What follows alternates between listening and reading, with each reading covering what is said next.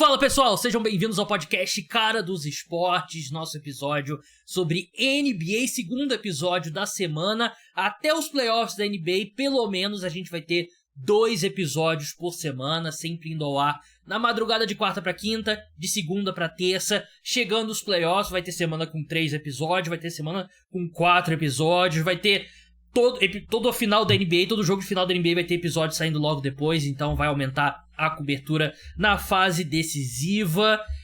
No programa de hoje, a gente tá aqui entrando nesse terço final da temporada da NBA, né, pós All-Star Weekend. Já falamos sobre como consertar o jogo das estrelas no último episódio. Alerta de spoiler, não tem como.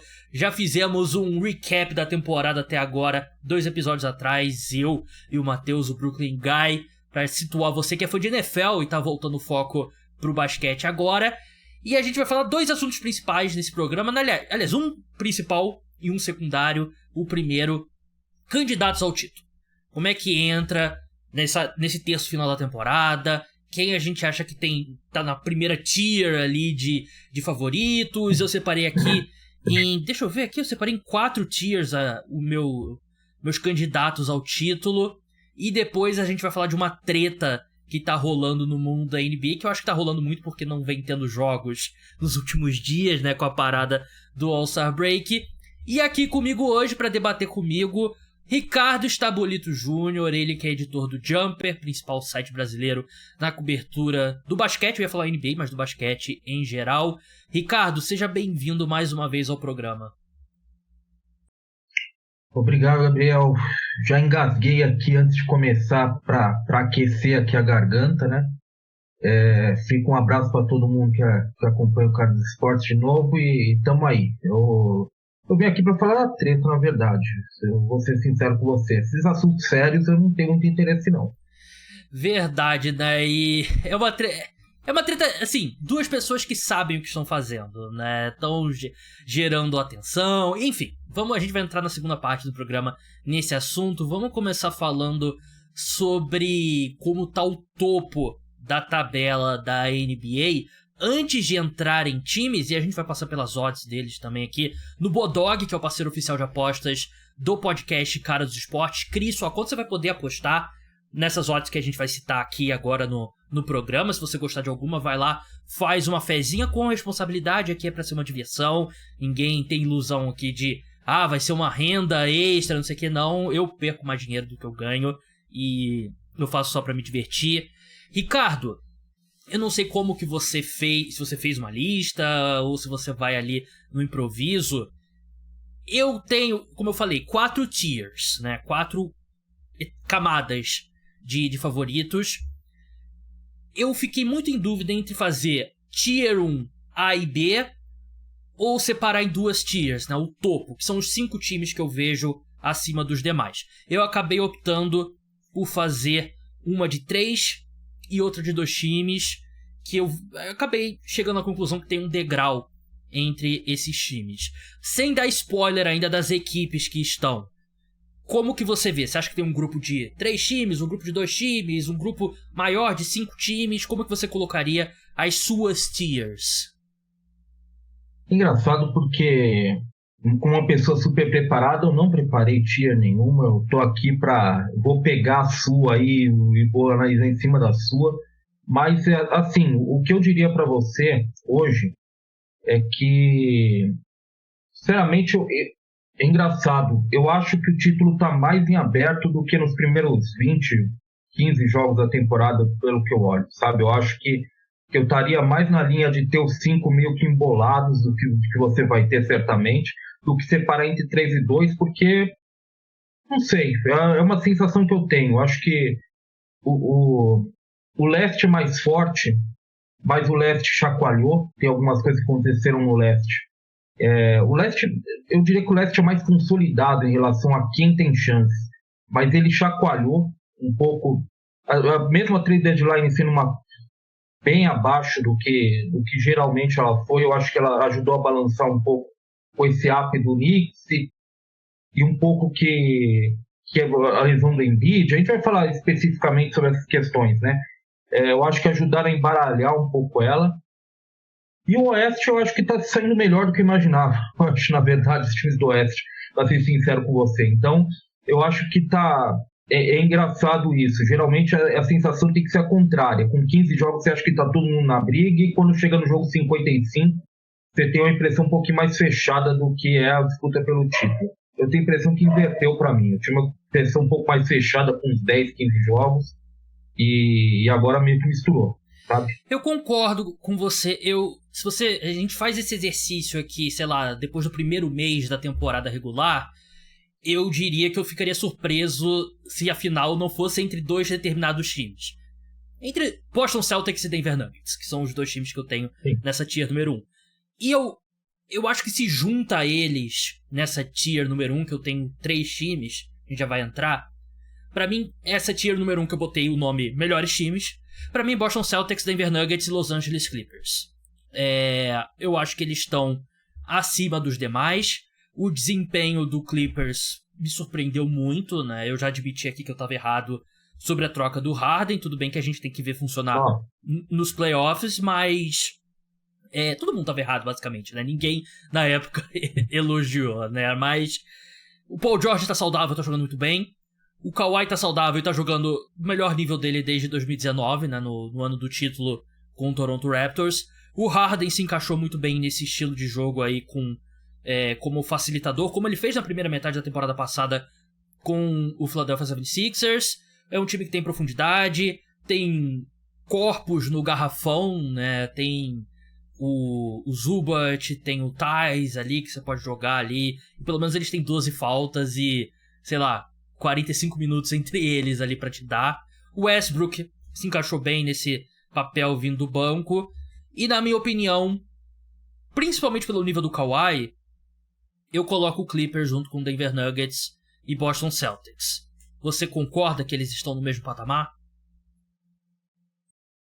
Eu concordo, mas assim, é aquela história. Eu acho que também a gente tem essa impressão porque são times, Denver e Clippers especialmente, são times em curvas um pouquinho conflitantes, né? Se o Clippers subiu muito desde o início da temporada, o Denver terminou num momento meio estranho, agora entrou na pausa, né? Com lesões e quando a gente fala em profundidade, por exemplo, são times antagônicos. O Denver, ele claramente abriu mão de profundidade, né? Na off-season, pensando em ser sustentável a longo prazo, digamos assim, né? Inclusive, é algo que o próprio Tim Connelly, né?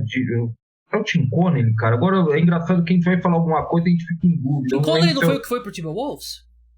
Foi pro Timberwolves. É por isso que eu tô aqui é o Calvin Booth, na verdade, se eu não me engano, de Denver.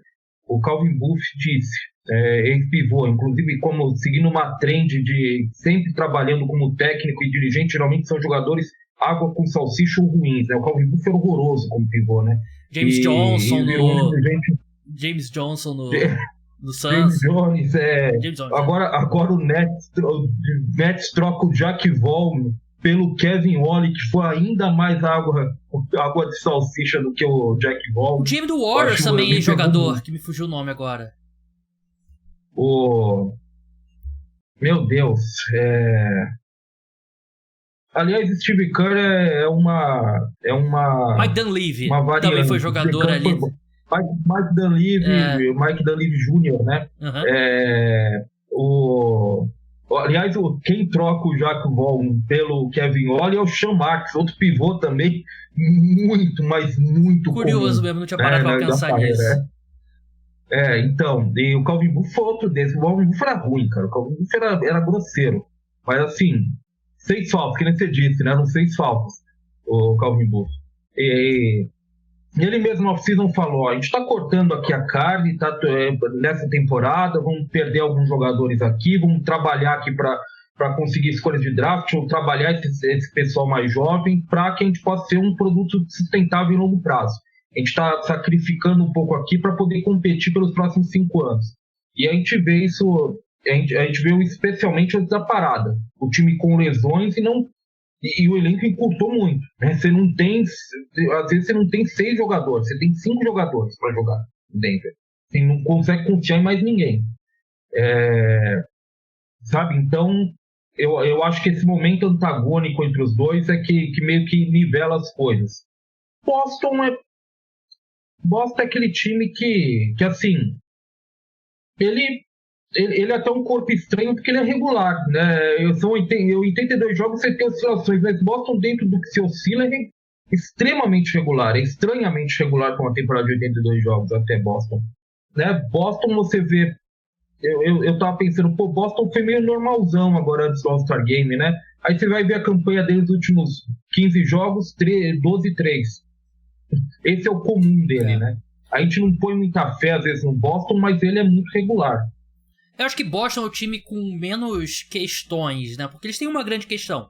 Porzingis vai estar saudável por, sei lá, um mês e meio na pós-temporada? Porque se ele estiver, mesmo com os problemas já bem documentados da equipe de fechar jogos, eu acho muito difícil o Celtics não ser o time que sai do leste para jogar as finais da NBA, né? Eu vejo eles um degrau acima do outro time do leste, que a gente vai falar do Milwaukee Bucks. Tanto que eles são favoritos no Bodog para serem campeões, 3,50. O Los Angeles Clippers está pagando 5,30 e o Denver Nuggets 6,0. A questão do Nuggets é... eu acho que é um time que pode se dar o luxo de empurrar com a barriga essa reta final da temporada regular, né? Porque quando a gente sabe que chega na pós-temporada, é o basquete 2.0, que o pessoal brinca, né? De o Wembanyama inventar o basquete 2.0. Mas já existe. É um basquete que você joga na temporada regular e um basquete que você joga na pós-temporada, né? E se o Jokic, o Murray, o Gordon, o Michael Porter Jr. estiverem saudáveis quando eles chegarem lá, é o que importa. Porque na pós-temporada você vai jogar, sei lá, 7 jogadores. Aí você tem o Reggie Jackson, o Christian Brown e DeAndre Jordan. Denver encurtou muito. Né? Denver encurtou muito nos playoffs do ano passado, por exemplo. E até por isso, eu acho que o Calvin Booth chegou e falou, vou cortar a carne aqui, né? Vou tirar a profundidade, porque é o momento. A principal perda deles não foi a opção deles, né? Foi o Bruce Brown, né? Que eles não tinham como manter, né? Literalmente é uma coisa que eu acho... Acho que eu já discuti isso aqui com você, né? Tem um artifício do salary cap que dá a opção do time... Não dá a opção do time que teve o cara de oferecer a melhor proposta pra ele. Ele poderia literalmente assinar por mais com o Toronto Raptors. Não, foi com o Indiana Pacers, então não foi uma opção do Nuggets, né? Mas o Clippers, essa profundidade é importante pra temporada regular, mas a gente vai ver um monte desses caras saindo da rotação na pós-temporada, né? E aí vai ser seu talento de ponta contra o talento de ponta do Denver Nuggets, né? Provavelmente. E aí ninguém vai conseguir parar o Jokic. O pessoal fala... A gente vai citar Minnesota Timberwolves. Muitos comentários do tipo... o Minnesota Timberwolves tem o Gobert, tem o Towns, tem o Naz Reid pra jogar no Jokic. Os números do Jokic contra o Timberwolves são ótimos. Não é... Ninguém vai conseguir parar ele. Só que ao mesmo tempo... O Nuggets não tem profundidade nas alas... pra marcar Harden, pra marcar Paul George, pra marcar Kawhi. O Aaron Gordon vai ter que marcar o Kawhi ou o Paul George, acredito que o Kawhi. E o KCP, imagino que vai marcar o James Harden a maior parte da série. E aí, você vai confiar no Michael Porter Jr., no Paul George? Por isso que eu acho que é um matchup bem interessante. Eu acho que é equilibrado. E por isso que eu acho que o Clippers pode... O problema...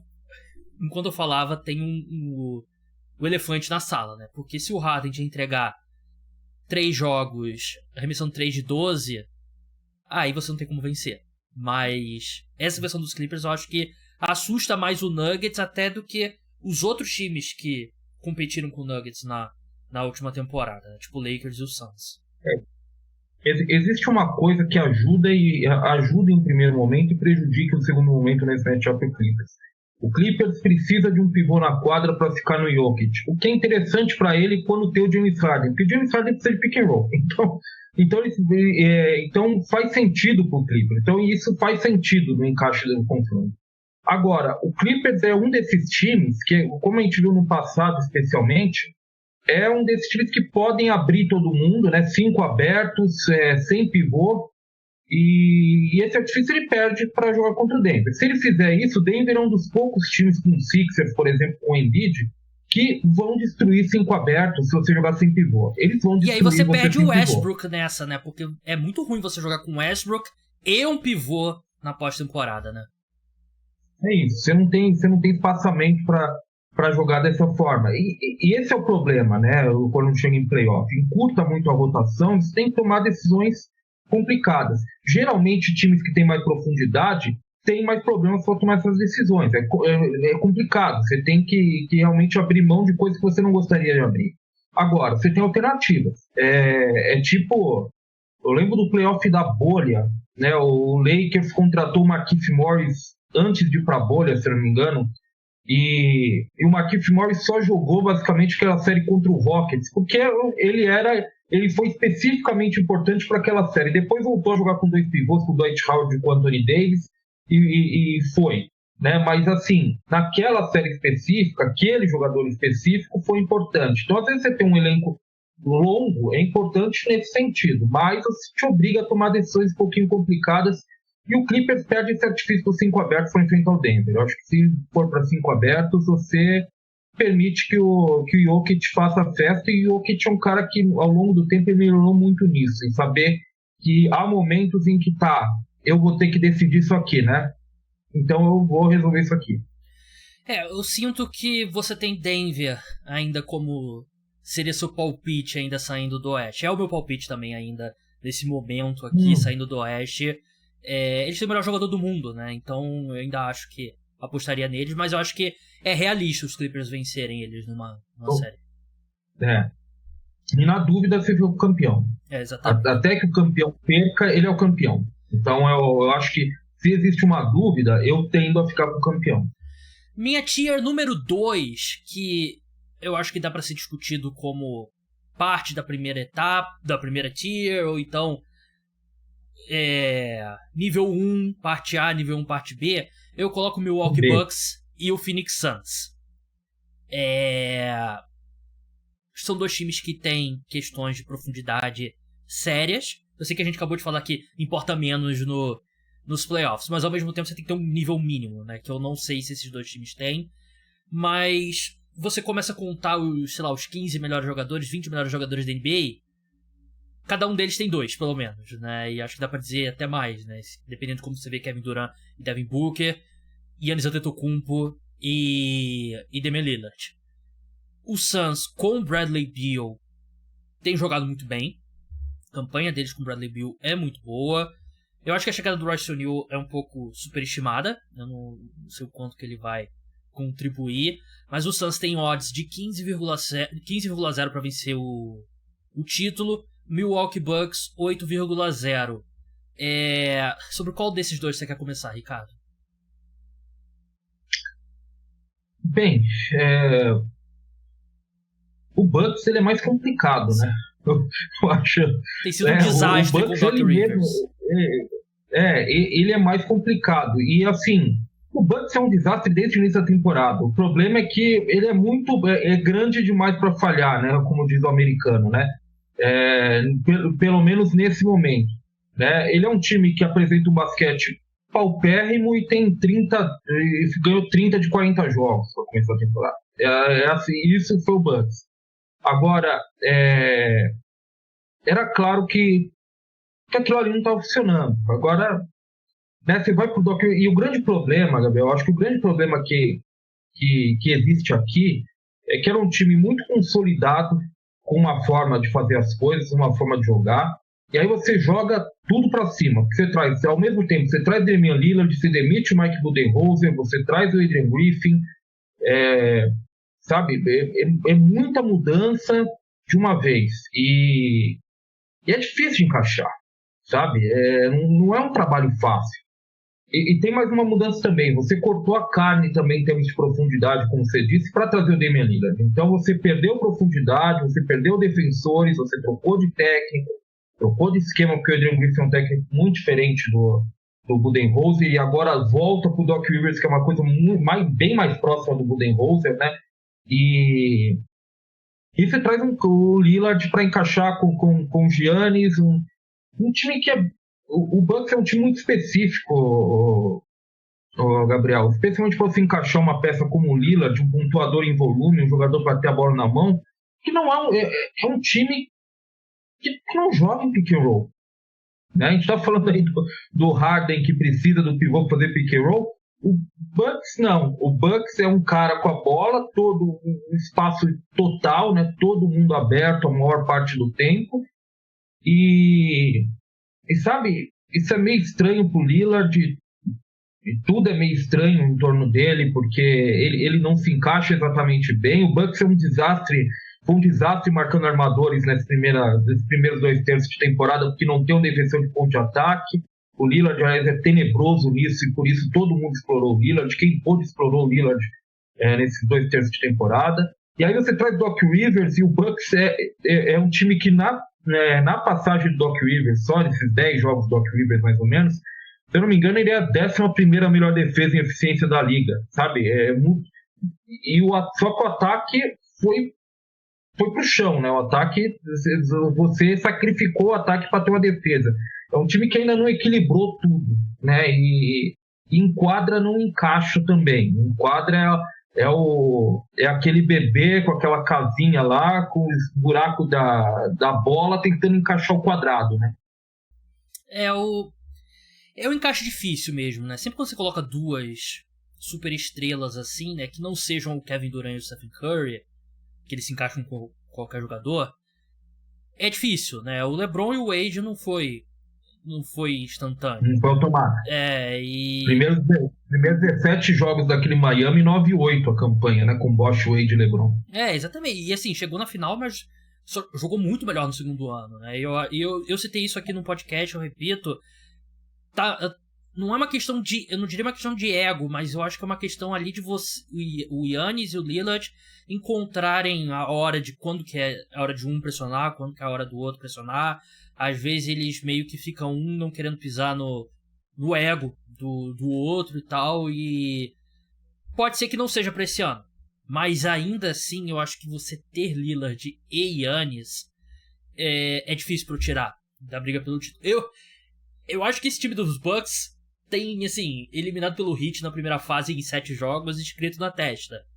Mas, ao mesmo tempo, eu acho que eles podem encontrar alguns encaixes, e quando você vê, ele tá na final com o Boston Celtics, na final do leste. Acho que eles têm condições de vencer o Celtics numa série melhor de 7? Não. Mas eu acredito que eles têm condições de chegar lá. E o Phoenix Suns é parecido, né? Você tem um Devin Booker jogando muito bem, você tem o Kevin Durant jogando muito bem. O Bradley Beal, quando ele jogou, que não tem sido muito frequente, tem jogado bem também. O Nurkic tá fazendo, uma das melhores temporadas da carreira dele, né?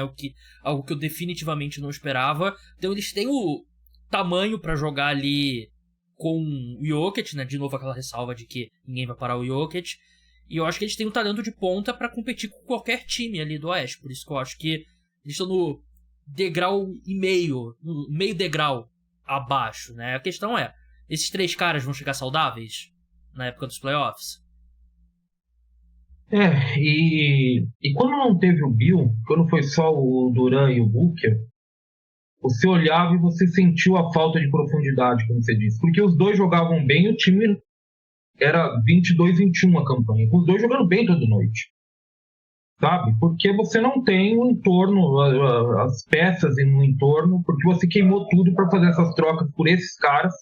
Né? Você não tem elenco de apoio para isso. Você tem o Nurkic, o Nurkic realmente faz uma temporada muito legal. Eu acho que é um cara que às vezes até passa meio batido, porque né, tem muita gente, não sei se ele está falando Bradley Beal, Kevin Durant, o Nurkic às vezes passa batido. Uma coisa que o Suns tem, que é importante, que eu falei agora há pouco, o Suns pode jogar aberto e alto, porque o Durant como pivô, ele tem o tamanho de um pivô. Então, assim, o Clippers, ele não consegue isso. O Clippers, ele quer jogar aberto, mas ele não consegue lidar com o Jokic. O Suns provavelmente consegue jogar aberto e lidar melhor, porque ele tem a altura do Kevin Durant. Agora a questão é, pelo que a gente viu até agora, o Suns, ele tem, tirando esses 4, especialmente 5, eu diria, porque o Grayson Allen também faz uma temporada muito boa. Tirando isso, eles têm o elenco? E a resposta é não, porque eles foram para a trade deadline e fizeram troca por Royce O'Neal, sabe? Eles mexeram bastante na trade deadline, para um time que a gente vê como um candidato ao título. Eles mesmo admitem que não. É complicado. É complicado porque esses dois times especificamente, o Bucks e o Suns, a gente joga muito com teoria, com expectativa e realidade. A realidade é que o Suns, a gente está falando aqui que com o Bill, Durant e o Booker juntos, eles estão jogando muito bem, mas, assim, estão jogando muito bem e continua ali em sexto. O seu cachorro não acredita muito neles, né? Não tá acreditando. Começou a trovejar aqui e eles estão respondendo aqui, né? Eles não gostam, né? O Suns tem a dificuldade se o Drew Eubanks tá apanhando pra pivô do Pistons antes de jogo, né? Levou um soco do Isaiah Stewart, prestou queixa contra o Isaiah Stewart, né? Que, claro, se ele for agredido, ele tá no direito, né? Mas é mais uma história dessas da NBA. E todas aquelas contratações menores que a gente elogiou, quer dizer, a gente, né? A maioria das pessoas elogiou, tipo, Yuta Watanabe, Keita Bates-Diop, essa galera toda aqui. Chimezie Metu, que inclusive foi dispensado. Já, eles juntaram todo mundo ali e conseguiram transformar no Royce O'Neal, né? Que acho que é o cara ok, assim, mas também não é o Royce O'Neal que vai fazer a diferença entre você conquistar o título ou não. Mas eu coloco eles ali logo abaixo, né? O Suns, como você falou, quinta colocação, subiu bastante, né? Mas aí tá ali. O Oklahoma City Thunder tem 37 vitórias, eles têm 33 e o Lakers, que é o nono colocado, tem 30, né? Então tá bem apertado ainda. O leste é muito apertado. Sim. É muito complicado. É diferente do leste, que você tem times que realmente você olha e fala, esses são os times, né? No oeste é tudo muito apertado. Sim. Vai ter um time bom no oeste que vai pro play-in, né? E vai ter que passar, e aí play-in a gente sabe, né? Pode ser 2 jogos você tá fora. Mas Bucks, 8,0 as odds lá no Bodog, Phoenix Suns 15,0. Vamos passar para a próxima tier aqui, mas antes lembrar, pessoal, você que tá escutando no Spotify, deixa as suas 5 estrelas lá, segue, não deixa de seguir para você ter a notificação quando chegar episódio novo do programa. Se você estiver no YouTube, se inscreve também, liga a notificação, deixa like, comentário, aquela coisa toda. E se você tá em outro aplicativo de podcast, não deixa de se inscrever também, para você sempre quando aparecer lá no seu feed episódio novo do podcast, indica pros amigos que gostam de NFL, de NBA também. Dado o recado, tier número 3 eu defini da seguinte forma, Ricardo. Não seria a maior surpresa do mundo, mas ainda seria uma surpresa. Eu coloco... Eu acho que pode ser até um pouco polêmico. Oklahoma City Thunder e Minnesota Timberwolves, New York Knicks, Miami Heat e Cleveland Cavaliers. São os times que eu coloco nessa tier. Pra gente começar por aí, algum nome te chama muito a atenção? Deveria estar mais acima, deveria estar mais abaixo? Eu colocaria Minnesota um passo acima. Eu acho que Minnesota é um time que, assim, esse é diferente do Celtics. Esse oscilou. Esse há momentos ali, houve alguns momentos ali que oscilou bastante. Eles tiveram o muito bom deles e o muito ruim deles, a gente já pôde ver nesses últimos tempos. Mas eu acho que, no geral, é um time que faz muito sentido junto, ultimamente. Os dois pivôs têm funcionado, a melhor defesa da liga em eficiência. É um time que eu teria um passo assim. E, além disso, hoje tem a melhor campanha do Oeste, hoje seria o primeiro colocado, né? Então teria mando de quadro, que assim, quando todo mundo é muito parado, ter o mando de quadro é uma vantagem considerável, né? Quando a gente tá falando aqui que tá todo mundo no mesmo bolo, quase, todo mundo com 30 vitórias do primeiro ao 10º, sabe? É uma vantagem. Mas assim, também não tô afim de... Não vou pendurar uma corda aqui e me enforcar porque o Minnesota tá um tira. Eu espero que você não faça isso por nada, né, Ricardo? Por favor, né? É bem drástico. Eu não sou dramático com esse ponto. É drástico ainda se tratando de basquete. A minha diferença, assim, pode soar um pouco hipócrita eu botar o Clippers, que é um time que cresceu muito nessa temporada, e não o Timberwolves, né? E o principal motivo pra mim é o Kawhi. A gente já viu o Kawhi como opção A de um time 2 vezes. A gente não viu uma vez, a gente viu 2 vezes ele levar o time ao título, né? E quanto ao Minnesota Timberwolves, tem um ponto que eu já tenho falado aqui no podcast algumas vezes, né? Que eu já vi muitas muitas melhores defesas da NBA lideradas pelo Gobert fracassando na pós-temporada. Eu já vi o Towns muitas vezes fracassando na pós-temporada. Ele tá jogando muito bem. Tá fazendo um ano extremamente eficiente. Mas eu já vi muitas vezes o Towns ser uma merda na pós-temporada, né? E aí eu acho que é muito peso no Anthony Edwards. Que ele já tem um problema geográfico, que é um garrafão mais ocupado, né? Com o Gobert, com o Towns, às vezes com o Naz Reid, às vezes com o Jaden McDaniels também. E aí eu acho que exigir muito do Anthony Edwards nesse estágio da carreira. A gente não costuma ver times com um jogador tão jovem quanto o Anthony Edwards, como primeira opção, indo longe, né? Basicamente uma Miami Heat do Dwayne Wade, né? Com o Shaq, que ainda tinha o Shaq, né? Dwayne Wade foi o melhor jogador daquele título, mas tinha o Shaquille O'Neal ainda. E também me preocupa um pouco o quanto esse time caiu quando o Mike Conley se machucou. Depender tanto assim do Mike Conley me preocupa um pouco, mas eu acho que a diferença é pouca. Eu consigo ver ele chegando na final do Oeste, mas com o Gobert, principalmente com o Gobert e tal, porque o Anthony Edwards eu acho que ele vai chegar lá. Pra mim ele eventualmente vai ser o melhor jogador ao NBA. Nossa, um trovão enorme agora na casa lá do Ricardo. Mas eu vou precisar ver pra crer com o Towns e com o Gobert. É engraçado, porque assim, você falando tudo isso, o cachorro certamente vai concordar comigo aqui, latindo pra caramba. Você viu o nível dos trovões aqui, sim, né? O engraçado é que, inclusive você falando isso, eu não acho que... embora eu queira Minnesota como um B, digamos assim, eu não acho que Minnesota vai estar na final ou vai ser campeão do Oeste. Eu realmente não acho. Eu acho que vai ser outro time. Mas eu acho que eles fizeram bastante para merecer estar ali. Esse é meu ponto. Mas eu meio que concordo com você. Eu acho que tem muitas coisas, muitas variáveis aí que jogam um pouco contra para um time que está tão bem, né? E Oklahoma City eu acho que tem um pouco da mesma pegada, né? Que é um time jovem, né? O time do Timberwolves em si não é jovem, né? Porque tem um Gobert veterano, Mike Conley veterano e tal, o Towns já mais veterano, mas é essa versão do Timberwolves, assim como essa versão de Oklahoma City, né? E por exemplo, uma série contra o Wolves, eu acho que seria muito difícil. O Thunder sofreria muito com o tamanho do Wolves, sofreria muito com o tamanho do Denver Nuggets. Não ter ido atrás de um outro pivô, eu achei que foi um erro, né? Eles pegaram algum pivô, acho que foi o que era do Grizzlies, que assinou um daqueles caras que recebeu o maior dinheirão naquele ano que saltou o cap, que jogou no Wizards também.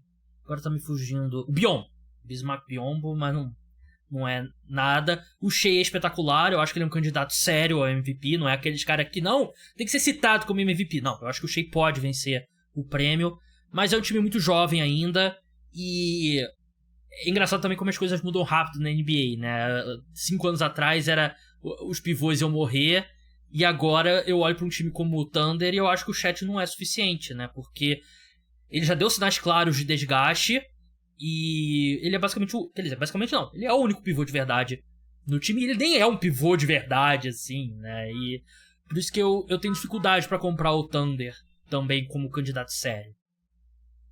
Eu concordo. Tamanho é um grande problema para mim. Tem uma coisa que eu acho que pouca gente fala, para mim é muito importante em playoff, eu acho que os números estão no meu lado nesse sentido. Rebote ganha série de playoff. Eu acho que pouca gente fala isso, mas os bons times que jogam baixo são aqueles que conseguem se manter competitivos nos rebotes jogando baixo, por exemplo, que não conseguem sofrer na tábua para pivôs em especial, porque se você não tem pivôs que são técnicos para pontuar hoje, tirando Embiid, Jokic, Towns também, alguns poucos aí, né, que são uns últimos moicanos ali, muitos deles pegam rebote e vão enterrar na tua cara. Isso aí todos conseguem fazer. Isso eu garanto para você que qualquer um consegue fazer. Então, rebote é muito importante. O Thunder é o terceiro time que menos pega rebote na liga. É por isso que eu não confio tanto no Thunder quanto outros. E também pela idade. Eu acho que times jovens, embora eu não partilhe da ideia de que tem que ser veterano para ter sucesso em playoffs, eu acho que os times veteranos são aqueles que têm sucesso em playoffs, que geralmente os times veteranos são os melhores times da série, né? Eles têm melhores campanhas do que os times jovens que estão chegando agora. Eu acho que no caso do Thunder é concebível, porque é um time muito jovem no geral, um time que é muito pouca experiência mesmo, né? Fosse o Gordon Hayward agora, mas Deus sabe como o Gordon Hayward pode ajudar, né, a essa altura. O tornozelo do Gordon Hayward colado com o Super Bonder lá, né? E o último exemplo de time jovem que chegou antes do esperado é o próprio Thunder, né? Com o Westbrook, com o Harden e com o Kevin Durant, né? E com o Ibaka também. Você vê o nível de talento que a gente tá falando, e ainda assim não tava na mesma classe do Miami Heat, né? Que era um time mais veterano, né? Naquele ano nas finais da NBA. Na verdade, o Celtic que perde com o Tatum novato, que vai à final de conferência, sétimo jogo também, extremamente jovem também. Mas assim, o que quer dizer, são raridades, são extremas raridades, né? Você vai pensando a cada 5 anos, 7 anos, você encontra um time, assim, né? Então, o Thunder de 2012, né, 2010, 2011, aí você tem o Celtic de 2018, sabe? É uma raridade. Verdade, né? E você olha aqui pra classificação, eles podem pegar um time como o Lakers, como o Kings, né? Na primeira rodada dos playoffs, e ia ser uma dificuldade enorme para eles pegarem rebote, né? Porque tem o Sabonis, que ele tá liderando a NBA, se não me engano, em rebotes, e tem o Anthony Davis também no Lakers, mas enfim. Do lado do leste, Knicks, Heat e Cavs. Eu acho que são 3 times fortes, com qualidades bem definidas e com defeitos bem definidos em cada um deles, né? O Heat ter aquele outro cara além do Jimmy Butler para conseguir uma cesta, que eu não confio no Tyler Hero no cenário de playoffs, e não vai ser o Rozier também, né? Que eu até acho que ele vai melhorar, né? Não vai ser esse desastre que tem sido esse início dele lá no Miami Heat, mas não acho que ele é esse cara. O Knicks, por mais espetacular que seja o Jalen Brunson, ele ainda é um armador de quê? 1,83m? E a gente sabe que o histórico desses caras nos playoffs é complicado. A gente viu o Lakers dobrando marcação nele, jogando o tamanho, colocando os caras mais altos no Jalen Brunson, e tirou ele ali da reta final daquela partida, Knicks e Lakers. E o Cavaliers, a gente viu esse time fracassar enormemente, né, na pós-temporada no ano passado. Eu acho que o Mitchell tá fazendo um ano melhor, mas o Mobley não evoluiu como a gente esperava. Tudo bem, ele se machucou e tal, mas a melhor versão desse time do Cavaliers esse ano foi com o Donovan Mitchell e Jared Allen, sem o Mobley e sem o Garland, e isso me preocupa um pouco. Mas ainda assim tem Donovan Mitchell, que hoje eu acho que seria um dos 5 ali que eu votaria para MVP.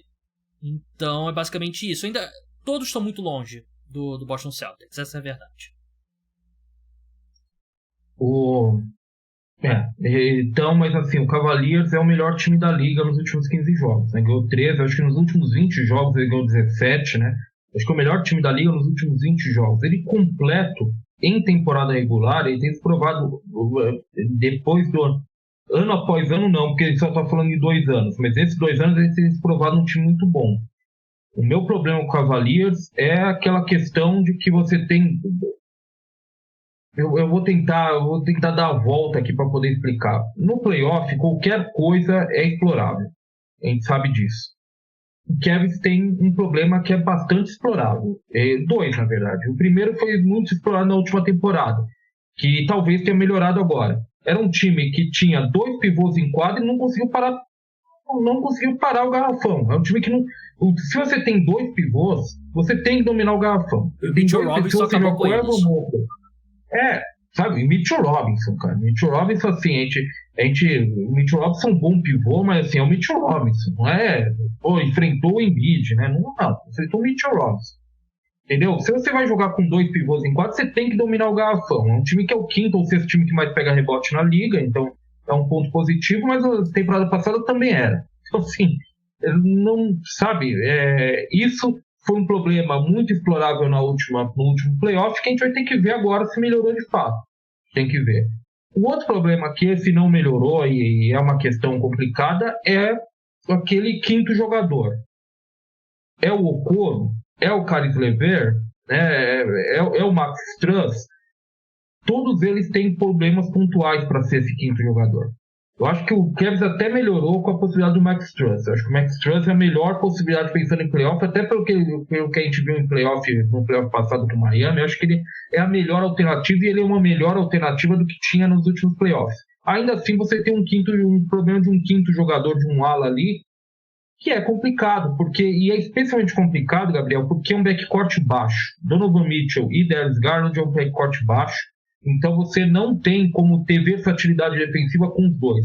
Então pensando em playoff, você seria um pouco refém do Okoro. Só que o Okoro, todo mundo vai largar para arremessar. Ele está acertando 39% para 3 pontos essa temporada, se eu não me engano. Dane-se. Todo mundo vai largar ele para arremessar no playoff. Né? Então você tem esse problema do quinto titular, que é complicado, Gabriel. Tudo é explorável em playoff. O mínimo problema é máximo explorável nos playoffs. Sabe?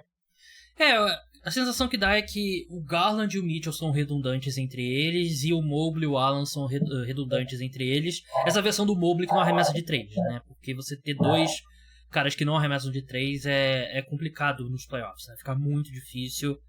Mas eu concordo que eles, teoricamente, eu acho que eles chegam como um time melhor nessa pós-temporada, né? Porque foi um colapso total contra os Knicks, né? Foi uma vergonha enorme, por isso que ninguém fala muito deles, porque a gente viu o que foi, né? Mas, enfim, realmente, eles têm a rotação do Okoro com os Strus. Tem aquele outro, não sei se é calouro, né? Mas um arremessador lá, branco, né? Sam Merrill, acho que tá arremessando bem também, então conseguiram gerar mais um cara desses aí. Última tier aqui pra gente encerrar esse tópico, antes de falar da treta, Ricardo. Eu coloquei tier do respeito. E é porque eu respeito esses dois times. Tem dois dos 10, cada um tem um dos 10 melhores jogadores da NBA, na minha opinião. Eu coloquei Lakers e Warriors.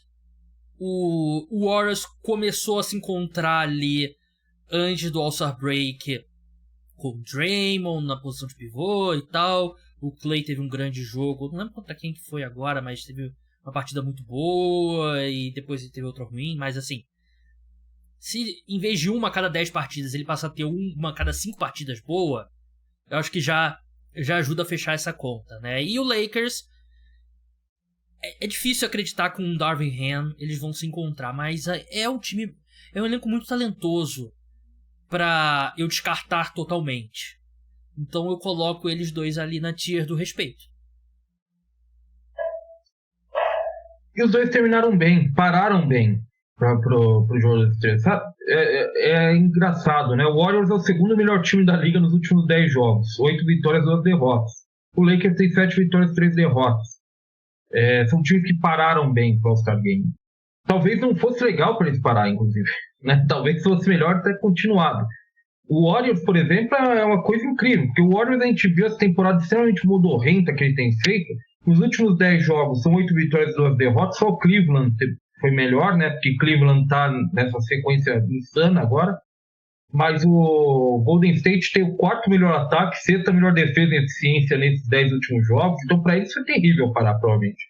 Sabe? E mais do que isso, Gabriel, o teste do olho na quadra é bom pro Warriors nesses últimos 10 jogos. O Warriors parece mais o que a gente está acostumado a ver do Warriors nos últimos 10 jogos. Tá defendendo melhor, tá? Você aos poucos começa a ver a bola e corpo se movimentando um pouco mais, que era um problema. E assim, eu tenho sérias restrições com o Klay Thompson, sempre tive, na verdade. Eu acho que eu sou um cara que gosto menos do Klay Thompson do que muita gente. Mas é importante perceber como, quando ele está bem, o Warriors é muito melhor. Quando ele está se movimentando bem, está arremessando, está com o gatilho rápido, né? Saindo do bloqueio rápido, virando e arremessando, com confiança e a bola caindo, esse Warriors ele é muito melhor. Porque a forma como a defesa reage é muito diferente. A ameaça que o Klay Thompson representa. Então, com o Klay Thompson bem, esse Warriors é diferente. Você tem que respeitar, né? Como tipo outro. com eles bem. O Lakers da mesma forma. O Lakers nos últimos jogos a bola de 3 está caindo, né? A bolinha de 3 começou a cair do Lakers.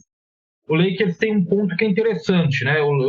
Essas formações que ele coloca em quadra com o Anthony Davis de pivô e esse monte de jogadores talentosos que ele tem, todo mundo consegue fazer bloqueio para todo mundo e mexer com a defesa e e forçar a troca de marcação, né? Então você tem numa posse o Austin Reeves vai fazer um bloqueio para o LeBron, na outra o LeBron vai fazer um bloqueio para o D'Angelo Russell, e do nada você às vezes pode acabar vendo o Anthony Davis pegando a bola e alguém tentando fazer um bloqueio para ele, né, cara?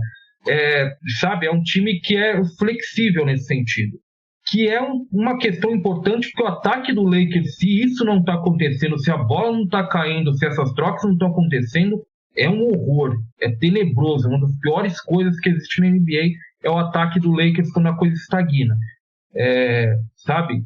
Mas a coisa está andando. Mas com os arremessadores, com a bolinha caindo, né? Com a bolinha de 3 caindo, a coisa anda. Sobre o Warriors, eu acho que é o grande responsável por essa evolução do time do Golden State Warriors, e claro que tem todos esses fatores que você citou e tal, mas é o salto do Kuminga. É o Kuminga ele tá fazendo as coisas pequenas que você precisa em quadra, e numa liga fantástica em termos de atleticismo, ele é um dos melhores atletas, né, na NBA, né? Ele é um fator diferente. Ele é um fator diferente do Warriors em relação ao que a gente viu nos últimos anos. Ele é a coisa diferente, né? Ele é a novidade. Os Warriors nunca tiveram um cara como esse, né? Que é um mega atleta que... era um pouco que o Wiggins era, né, naquele ano. Que ele foi só naquele ano do título mesmo. E o próprio Wiggins, jogando os dois juntos, resolve um dos grandes problemas, que era a falta de atleticismo desse time, né? Porque o Wiggins, ele até tá mostrando alguns sinais de melhora e tal, mas quando você tem o Wiggins, você tem uma linha de frente com o Wiggins, Kuminga e Draymond, é uma linha atlética, o Draymond sabe jogar na posição 5, a equipe não sofre tanto assim por ter um pivô mais baixo. E aí você tem o Curry, vai ter eventualmente o retorno do Chris Paul, o Brandon Pozinski tá te dando muito mais do que você poderia esperar por um calouro. Era um cara que eu gostava muito no draft e achei que foi um encaixe muito positivo e ele tá superando todas as minhas expectativas. Eu não esperava que ele ia ser... Tanto que o Klay teve o jogo vindo do banco, porque não tem como tirar o Pozinski do time, né? Então é uma equipe que se encontrou e tem um cara que ainda é um dos 10 melhores jogadores da NBA, né? Talvez top 7, os Curry, depende. Não acho que é pico Curry, mas ele ainda é um dos melhores jogadores e ofensivamente ele melhora jogando ao lado do Draymond, né? O Draymond e eles basicamente dividem a mesma mente aqui, né? E sabem onde é que tem que ir a todo momento, então... Por isso que eu coloco os dois na tier do respeito. Acho que eles vão... Lakers Warriors, acho que eles vão brigar pelo título? Não. Ficaria surpreso se a gente chega ali em maio e tem uma final de conferência entre Warriors e Nuggets, entre Warriors e Clippers, entre Lakers e Nuggets, Lakers e Clippers, não seria a maior surpresa para mim do mundo. Ficaria um pouco surpreso, mas não cairia da cadeira. Sim, o Lakers tem uma questão também que é muito importante que o Warriors tem pontualmente. O Warriors sempre a chave dele foi a defesa e, como eu disse, nos últimos 10 jogos, sexta melhor defesa e eficiência da liga. O Lakers sempre tem a defesa. O Lakers é muito raro o Lakers ter uma atuação defensiva desastrosa. Embora defender não seja exatamente a tônica de todo mundo na liga hoje em dia. Mas o Lakers se importa em defender. Tem um defensor que transforma o jogo no Anthony Davis, né? Transforma a geometria da quadra, pode fazer tudo na defesa, né? Ele pode ser protetor de aro, pode trocar no perímetro, pode fazer de tudo, né? E ele é um jogador transformador na defesa e o Lakers é uma das melhores defesas da liga quando engajado e a gente não tem muita dúvida sobre isso. Até por isso, você perguntar entre um e outro quem é a maior ameaça, eu acho que tranquilamente o Lakers é a maior ameaça por 2 motivos. Que a defesa dele é consistente, ela sempre vai estar ali. E segundo, né, Gabriel, porque a gente já viu isso na temporada passada, o roteiro é bem semelhante. O Lakers está fazendo uma temporada bem meia-boca, uma temporada regular bem meia-boca, assim, provavelmente vai para um play-in, né? Como está caminhando a coisa, um play-in exatamente da mesma forma do último ano, em 7º lugar, provavelmente, para fazer um jogo e se garantir, mas vai para o play-in. E chegou. né, e nos playoffs acabou chegando. Então acho que entre os dois claramente o Lakers é a maior ameaça, embora o Warriors também seja um time que a gente tem que respeitar. O Lakers meio Flamengo, assim, não pode deixar chegar, diria eu, né? Deixou chegar. Como que é o.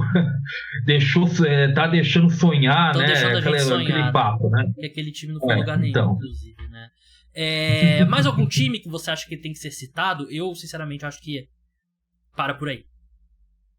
Dallas é perigoso, né? Porque tem Luka Doncic e Kyrie Irving juntos, é um time perigoso. Daniel Gafford, né, chegou bem, né? Começou bem, então é um time perigoso. Não acho que seja um time para comprar, é o potencial campeão do Oeste, não acho, mas é um time perigoso, é um time que pode fazer uma graça. Sixers. O Pelicans o Sixers, se o Embiid voltar, claramente é outra coisa, né? A depender de como ele volta, mas é outra história. O Pelicans, você citou. E você tem também o Pelicans, e você tem o Pelicans, que é um time que também entra no critério do perigoso. O Pelicans, cada noite é uma noite. Assim, é um time que oscila bastante, mas o seu melhor é bastante perigoso. O Pelicans, o problema é que o melhor do Pelicans, 7 jogos, se aparecer 4 vezes, é meio complicado. Mas eu acho que são times perigosos. São times que, assim, alguém pode entrar numa série contra eles que a gente acha que é amplo favorito e acabar num jogo 7 ali, sabe? E aí Deus sabe o que pode acontecer. O outro lado é perigoso. O Pelicans tem talento, mas eu ainda acho que é muito o Zion e o Brandon Ingram se alternando, né? Às vezes é a minha posse, às vezes é a posse do outro, e eu não confio muito. Não sei, o pessoal que escuta deve sentir que eu era o fã número 1 do Zion aqui no Brasil, e eu, sem muito alarde, vendi minhas propriedades na Ilha Zion, vendi minhas ações do Zion Williamson, e tudo ali debaixo do pano. Eles são muito...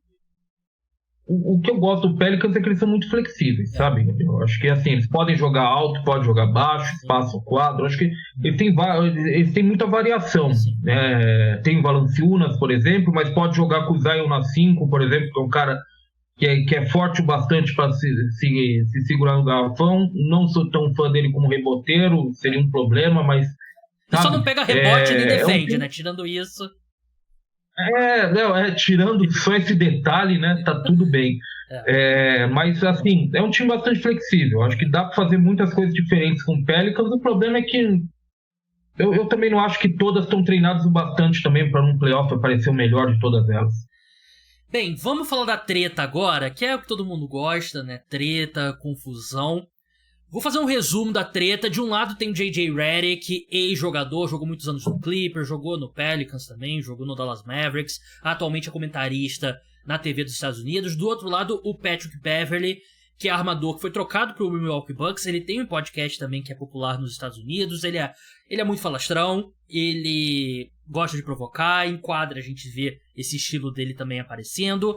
O J.J. Redick, no início da semana, ele fez duras críticas ao Doc Rivers, né? Disse que o Doc Rivers sempre tem uma desculpa pros problemas da equipe e tudo mais, e o que chama atenção, porque o J.J. Redick foi treinado pelo Doc Rivers por muitos anos no Los Angeles Clippers. O Patrick Beverley, que agora é treinado pelo Doc Rivers, rebateu e disse que o J.J. Redick não deveria falar isso do Doc Rivers, porque o Doc Rivers teria salvado a carreira do J.J. Redick, né? O que irritou muito o J.J. Redick, que falou que quando ele saiu do Orlando Magic, ele tinha propostas similares ao dos Clippers para ser titular na NBA, e ele escolheu os Clippers. E a última provocação, último capítulo dessa treta, antes da gente começar a gravar o podcast, foi o Patrick Beverley falando que o J.J. Redick foi incinerado pelo James Harden numa das várias séries entre Rockets e Clippers, e que os Clippers deveriam ter começado com Jamal Crawford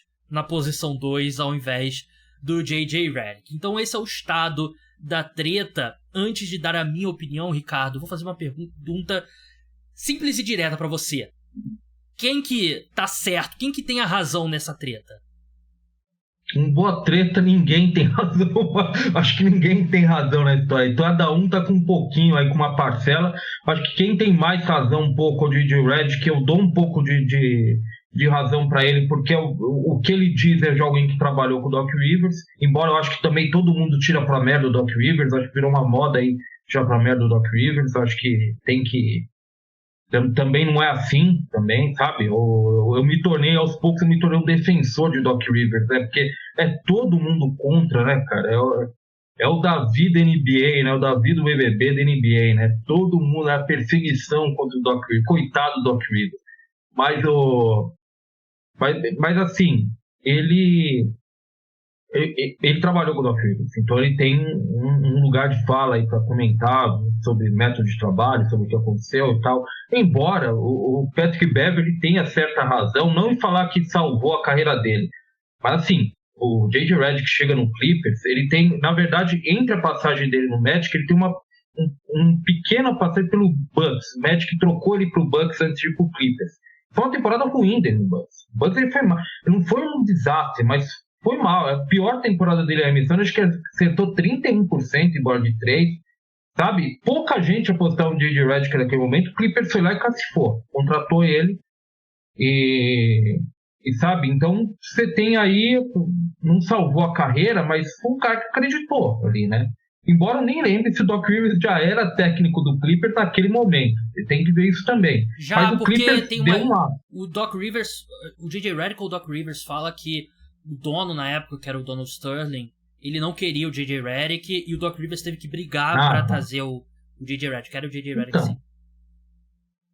Então, e o J.J. Redick, assim, eu fico um pouco pé atrás, embora dê a razão por causa de ter trabalhado com o Doc Rivers, Gabriel, porque não é a primeira vez que o J.J. Redick mostra um rancor enorme com o Doc Rivers. Ele já falou várias vezes mal do Doc Rivers, ele tem um rancor muito grande do Doc Rivers. Eu não sei o que aconteceu, provavelmente pelo que ele fala, provavelmente o Doc Rivers foi lá e culpou ele por alguma derrota, alguma coisa assim, sabe? Deve ter feito algo assim. Eu particularmente não lembro disso publicamente, mas muita coisa acontece no vestiário. Então, existe um rancor aí que certamente pesa bastante nesses comentários de J.J. Redick. O J.J. Redick, aliás, é um ótimo comentarista, mas ele tem essas coisas, viu, Gabriel? Ele é meio ressentido com algumas pessoas, é um cara prepotente. O J.J. Redick é muito prepotente, embora seja um excelente comentarista. Ele é bastante prepotente, ele tem esses problemas, sabe? Eu gosto bastante do J.J. Redick, acho o podcast dele também muito bom, né? Old Man in the Tree. Eu coloco mais a razão do lado do J.J. Redick também, né? E essa questão dele falar que tinha uma outra proposta além dos Clippers, não tem como a gente saber se é verdade, né? Que eu acho que prejudica um pouco o argumento dele. Mas eu não acho que o Doc Rivers salvou a carreira do J.J. Redick. Eu acho que tem muito mais a ver... Acho que se tem que colocar um salvador da carreira do J.J. Redick, eu diria que é o Chris Paul. E todo time que o Chris Paul vai joga melhor, né? Não é coincidência, né? Claro que essa versão atual do Golden State Warriors, né? Mas a melhor temporada do Rockets foi com o Chris Paul. O Thunder jogou melhor com o Chris Paul do que com o Westbrook. E as melhores temporadas do Suns foram com o Chris Paul. Então eu acho que tem muito mais a ver com isso, né? E aí, essa questão de... o James Harden acabou contigo. O James Harden naquela época acabou com todo mundo, né? Todo jogador da posição 2 que tinha que marcar o Harden sofria muito, não tinha o que fazer, né? E tudo bem, J.J. Redick nunca foi um grande defensor, né? Ele até... Acho que ele sabia estar no lugar certo na hora certa, ele tinha limitações quanto ao atleticismo, né? Aquele meio bracinho de jacaré, mas todo mundo foi...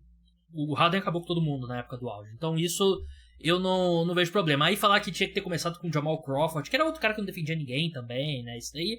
Aí eu acho que o Patrick Beverley começou a se perder. Mas eu acho que o ponto importante que você tocou é o rancor do J.J. Redick em relação ao Doc Rivers, né? Que era o treinador daquele time do Lob City, né? Pra quem não acompanhava, que era o Chris Paul. Basicamente o núcleo era Chris Paul, J.J. Redick, Blake Griffin e DeAndre Jordan. E assim, eu sei que o Chris Paul e o J.J. Redick são muito amigos. O Chris Paul participou algumas vezes do podcast do J.J. Redick e tal. Mas tirando isso, parece que todo mundo daquele time se odeia. Claramente tem uma rusga séria entre o Blake Griffin e o Chris Paul. E eu acho que meio que divide entre pelo menos dois camps, né? O lado do Chris Paul e o lado do Blake Griffin. Porque o Blake Griffin eu acho que dá pra argumentar que é um dos poucos jogadores que não se beneficiaram de jogar ao lado do Chris Paul. Porque a melhor versão dele foi quando o Chris Paul estava machucado, aquele ano que ele foi terceiro colocado para MVP, que ele era o point forward dos Clippers e tal. Então ele é um dos poucos, cara, que a maioria dos caras que jogaram com o Chris Paul jogaram melhor ao lado do Chris Paul. Mas eu acho bem interessante como foi um time marcante dos anos 2010. É o time que brigou com o Warriors, que brigou com o San Antonio Spurs, que brigou com o Houston Rockets. Nunca conseguiu dar o último passo, mas é um time marcante daquela época e que hoje todo mundo, tirando o Chris Paul e o J.J. Redick, parece que todo mundo se odeia. Odeio. O que aconteceu? O que aconteceu, né, naquele vestiário? Urge a necessidade do livro de memórias do... Sei lá, né? O livro de memórias de Al-Farouq Aminu, né? Naquele time, né? Tinha o filho do Doc Rivers jogava nesse time, o Austin Rivers, e parece que eles têm um péssimo relacionamento também. É bizarro. O Austin Rivers saiu em defesa do pai, obviamente ele saiu em defesa do pai, falou na ESPN, né? Ele é o comentarista da ESPN hoje também, e falou claramente em defesa do pai. Óbvio, né, cara? Não é possível, né? Se o Austin Rivers não defender o pai, aquele time realmente tem que ser estudado, né? Mas, assim, urge a necessidade do livro de memórias de alguém de tipo do 13º jogador daquele time, né? O Al-Farouq Aminu seria uma boa. O Al-Farouq Aminu, né? Meu Lob City, né? A história... Porra, eu ia comprar na pré-venda. Né? A minha visão de Lob City, né? Eu ia comprar na pré-venda. Teve cara, ia ser... O Turkoglu passou por esse time também, passou? O Turkoglu, eu acho que ele tem mais cara de fazer um livro sobre a carreira dele, tem um capítulo sobre o Clippers, mas assim... Um cara que só tem aquilo pra contar, que as pessoas se interessem, sabe, cara? Cara que tipo o Al-Farouq Aminu mesmo. Eles testaram... Sabe, que depois tirou uma grana do Magic. Eles tiveram 1 milhão de caras ali na posição 3, né? Teve um momento que foi Ninguém funcionou. O Paul Pierce e tal. Foi um time estranho. Era um time legal de se ver jogando, apesar de todo mundo se odiar, porque Lob City, né? Muitos alley-oops e tal. Muitos highlights, mas todo mundo se odiava. Era claro na época. E quando saíam essas... O Pat Beverly jogou. Ele não jogou com o J.J. Redick, mas ele jogou no Clippers também, né? Então acho que é mais um motivo pra ele defender o Doc Rivers.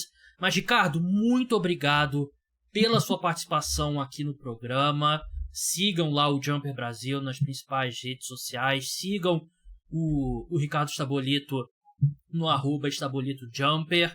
Jumper, acho que é @Jumper Brasil. Não lembro se tem um underline, enter. Tudo junto, né? Não. É direto. Tudo junto, Jumper Brasil. Mas brigadão pela participação e até a próxima. Eu que agradeço sempre, é por conta e risco de quem convida. A gente fica aqui pensando. Eu fui abrir o elenco de 2015 do Clippers, o livro de memórias do Wesley Johnson, se faz muito necessário nesse momento. Faz muito. Muito necessário, do Cole Aldrich, né? O Mbamute passou por esse time? Ou era do Rockets? Passou. O Mbamute. Ele estava nessa temporada, ele estava. Luke Mbamute, minha história com Lob City, né? Eu compro na pré-venda. Eu vou... Não, mas leria pela treta. A gente sempre tá pela treta, né? Sempre do lado da treta. Tem que ter um setorista também do Clippers que cobriu a equipe, que vai se aposentar e que não tá com medo de queimar pontes e escrever tudo que ele sabia. Um setorista ali, o cara vai se aposentar, então foda-se, não vou cobrir mais. Aí descasca pra cima. Também seria um bom livro, não necessariamente um jogador. Orelha escrita por Pablo Prigioni, né? Também jogou em final de carreira no Clippers, né? Na orelha do livro. Teodosic foi depois, né? Foi? Teodosic foi depois. Foi depois, né? Mas brigadão, Ricardo. Até a próxima e a gente aguarda esse livro do Clippers. Pronto, um abraço pra você e pra todo mundo que acompanha o Cara dos Esportes. Até a próxima. Então é isso, pessoal. O podcast Cara dos Esportes volta nessa sexta-feira com o episódio de NFL exclusivo para apoiadores. Domingo para segunda tem um episódio aberto sobre futebol americano aqui no feed. E aí na segunda para terça tem um episódio de NBA e a gente segue com 2 episódios até os playoffs. Os playoffs começando, a gente aumenta a periodicidade. Então até lá. Tchau!